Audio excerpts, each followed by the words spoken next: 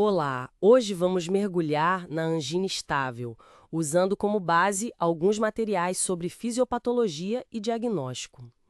O ponto de partida é aquele cenário clássico, né? Um paciente com fatores de risco, idade, hipertensão, fuma, relatando aquele desconforto no peito subesternal que vai e volta. E a definição que a gente tira das fontes é bem clara. Angina estável é tipo uma pressão, aperto, às vezes dor mesmo, no peito, ali na região subesternal ou mais para a esquerda. E o detalhe, aparece previsivelmente com esforço e, importante, alivia com repouso. O X da questão parece ser um desequilíbrio temporário, né, entre oferta e demanda de oxigênio para o músculo do coração. Exatamente. Para a gente entender esse desequilíbrio, é fundamental olhar para os fatores. A demanda de oxigênio do miocárdio, ela depende de algumas coisas. Depende da frequência cardíaca, da força de contração do coração, do volume de sangue que enche o ventrículo esquerdo antes de ele contrair, a gente chama isso de pré-carga, né? E também da resistência que o coração encontra para ejetar o sangue, que é a pós-carga, muito ligada à pressão arterial. E do outro lado, claro, tem a oferta de oxigênio. Essa é determinada basicamente pelo fluxo de sangue que passa pelas artérias coronárias. Certo. Na angina estável, o problema central está na oferta. Ela fica reduzida. E por quê?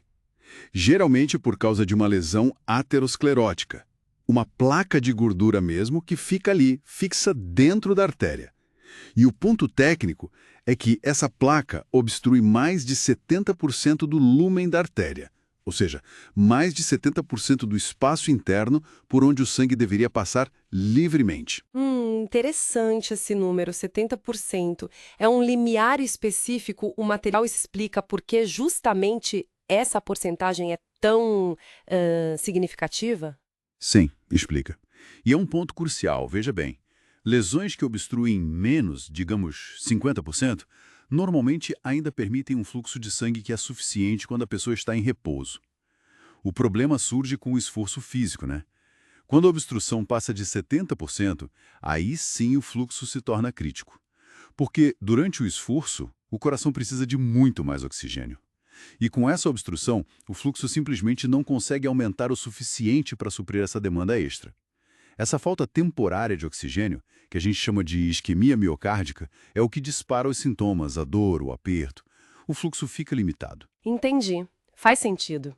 E para a gente fixar bem esse conceito de angina estável, como ela se diferencia de outras causas de dor no peito que as fontes também citam? Ajuda a clarear, né? Ótima pergunta. Ajuda muito. Bom, primeiro, ela é bem diferente do infarto agudo do miocárdio com supradesnivelamento do segmento ST, o famoso IACS com supra. No infarto com supra, geralmente o que acontece é uma ruptura da placa. Aí forma um trombo, um coágulo, que bloqueia totalmente a artéria. É uma obstrução completa e aguda. Isso causa uma dor muito forte, persistente, que não melhora com o repouso, né?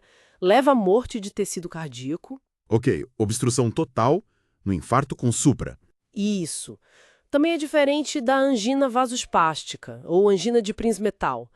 Nesse caso, a causa é um espasmo da própria artéria coronária.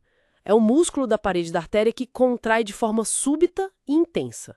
Muitas vezes, nem tem uma placa de gordura significativa ali. E a dor, tipicamente, não é relacionada ao esforço físico. Pode acontecer em repouso. Ah, interessante. É um mecanismo diferente. Exato. E, por fim, difere também das outras síndromes coronarianas agudas, como o infarto sem supra ou a chamada angina instável.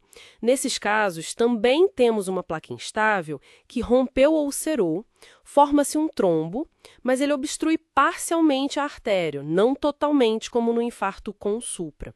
Isso causa dor, que pode ser em repouso, ou então uma piora muito rápida e acentuada do padrão da angina que a pessoa já tinha. Fica mais frequente, mais intensa, dura mais. Certo. Então, voltando para a angina estável, a característica que realmente define, segundo o material, é a substrução ser fixa e a dor ser previsível com o esforço. Perfeito. É a natureza fixa da lesão. E essa obstrução significativa, acima dos 70%, que explica por que os sintomas aparecem de forma consistente com um determinado esforço e, claro, aliviam com o repouso, quando a demanda do coração diminui. O fluxo é cronicamente limitado, mas só se torna insuficiente quando a demanda aumenta muito. Isso contrasta totalmente com a instabilidade de um tronco que acabou de se formar, ou a imprevisibilidade de um espasmo.